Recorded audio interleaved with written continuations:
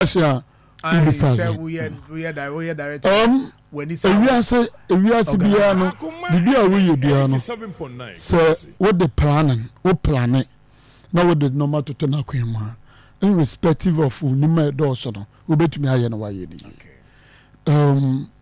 me obi a menya kwadwofo I know me de mani su bibi su se me ya o se me ya na me hu se ma achieve de me pese me ye into the national service obi e be dey dance bibi e koso no kwan so administrative wise bibi e koso ene before memra me free dwuma me na heba ho em 7:30 na me wodwuma em 7 na ma hwe se bibi ene me no tie ti se me no kase 87.9 let me ask exactly what is going on at national service oh ma hwe ya tro even though me office yes let me ask the ekosu bia o ma so me for measures have put in place okay every bit of information ekoso e was so even though me know I can tell oh okay I get it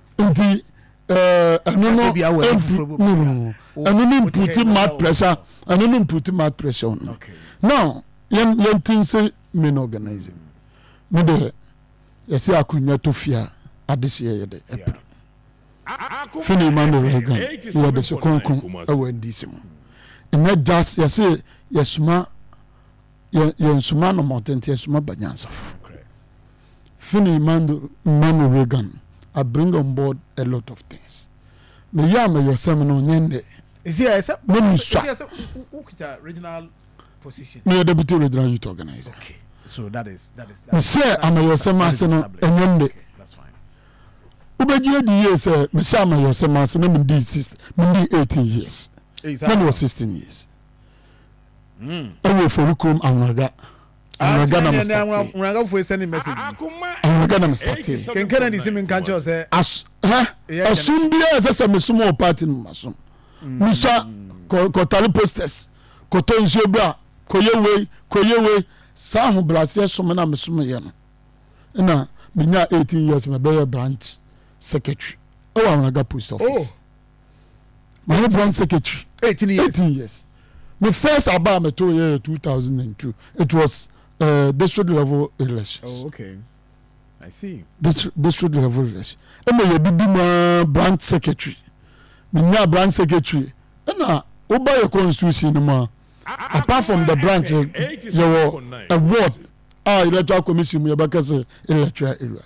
Oba ward no man na me adwuma den ward no ekonsu enkane no na ye branch chairman branch secretary branch organizer omo na ekabom no ma form ward na safo eyi omumu baako ama na ba ye ward coordinator ye nto aba by consensus and convention na ye mu baako na obaye chairman ye chairman ni wi a as I say ye chairman no nkofo a ombeka no ho amama ye adwuma you chairman we branch chairman branch secretary branch organizer at the time me sha omo hwe me say person the youth organizer ward youth sabe na no ga east na no ga west bom baako na ye the ward youth organizer mam ye bojuma na fortunately ye beche amraga mu ye beche asokwa west ene asokwa east ye te Oforikrom by from Asukwa East and Asukwa West. Yet a part of Asukwa West. No Oforikrom no Asukwa West. So yet a part of Asukwa West at a part of Asukwa East. Ebe for me Oforikrom tienya Asukwa Oforikrom ne asawanse. 2004. Yet ye diduma ye duma ye som na party for mpenimfo a ende mesra akonye we no mabomudi. Omo hu ne ene ma ho keka wo party mu.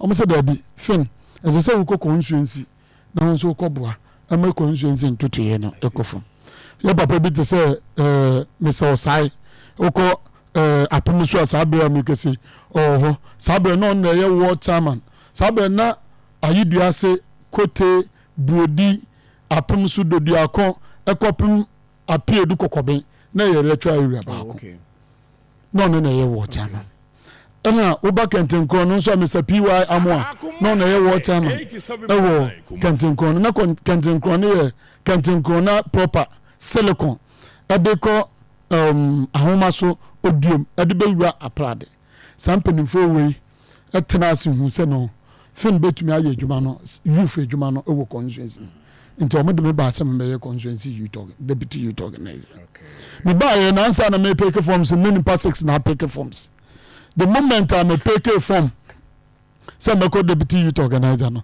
nimpa 6 na aka no no ma pe wo mu e be ka che me say Fynn ye me dwuma wo betumi di e de abo party nti ye jai ye nkobio ye forms na ya peke ye nkobio ye de ya hondi na ene e bibia beta wuchi and omod beta me ko uncontested at the time yes me ye na medwuma pa ne suma me suma ye me boss so nkobio me boss na those days me boss ni hopes nkeku former regional treasurer also nkobio Fynn Michelle could take up the mantle and me could take in my life me go for a position me no obi anko contested position that position bia me ko akopri bia na edampan position bia me ko akopri bia na edampan na afi na nkofo be ye den Akoma FM 87 sa pepe na yedidi mu ya sum over constituency na de ba youth organizers wa Ashanti mu constituency youth organizers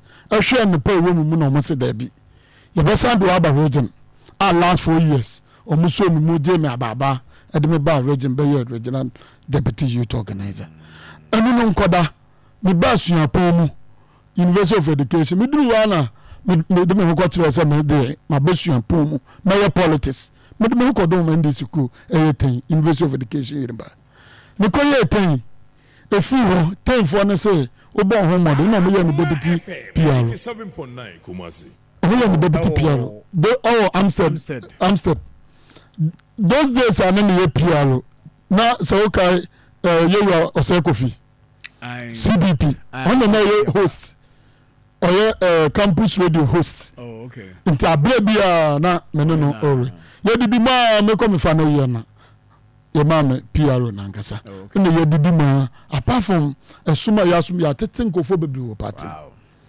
ya teten kofo bebre wo ba K university ha wo ba K university even though nya ehwo na me call me ye me degree but nkofo ya tetu mu because we constituency youth organizer you have a supervisory role over 10 institutions and the 10 bit to say Natford me anamete 10 bit to say you comes why you do as me anamete ne 10 ni ho me anamete oba K University ya ba he no na K University those days na nya kono mpeso obi be don thing into the lines of Felifosuko Ache, Moses Ama, Onassis, and a lot of these guys you identify almost said there be a more person by you might be a party now. You come bomu and no more party juma over grounds. And when said no, so I'm so kind of part than a woman. And those normal and then you who said Felix. Out of that in Felix Abe, Samijan fee. You were Samijan fee. Me and a branch youth organizer, Bomsugit. Hey, these are people. Yes, me and a branch youth organizer, Bomsugit. And the first card, when an issue card at the man as party. And the Atiti ya Juma our party them. And now come out of you, Yabape. And you say, Fynn Emmanuel Reagan, just an ordinary person. I have served. I can confidently tell you, say. I can confidently tell you, say. Matiti edin bi so moba. But when you look at a summa yasum, and then Fynn Emmanuel Reagan, we are branching in our beka o hawa. Minimum how because makumu bida. We are constituency ni now beka o hawa. Minimum how because makumu bida. At every stage of the party biano my parents were party them my son maybe me na at a point obi was hey akwa dey open this you who phone phone so who true caller who hear me phone who boy me number ebi ababa Fynn and this Oforikrom ebi ababa no Fynn and this Oforikrom that means suma ye our party me edi I get it. I come on board with a lot of things. Me be just organizer. You be organizer. You be conform. Ejuma no me come into me. Yeah. Me ne branch for. Me ne ward for. me constituency for you betie for me Oforikrom constituency there was no single branch executive and I'm a youth organizer because I'm a youth aduma but there was no single youth organizer and now there was no single executive in Oforikrom and no no down.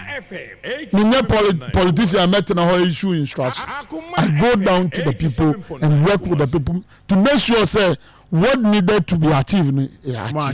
My polling agent baby. It's what by election and you polling agent to DJT. Oh sir. Yes, then it's polling agent to DJT. It's what by election. And then if you time the decider. Look, your call time. No, I was with Tim Anamo, Jogi, the former road and transport minister. Your mommy Anita the Soso. Your mommy Anita the Soso. Your mommy Anita the Soso. No, me the same group. Oh, Banana crew. Your call tire, you have to tell the baby encouragement. No, me no me group. You know me pulling agent banner one of the primary schools. Oh, heavy. Ya ye Jumano free baby na ye de bedru baby.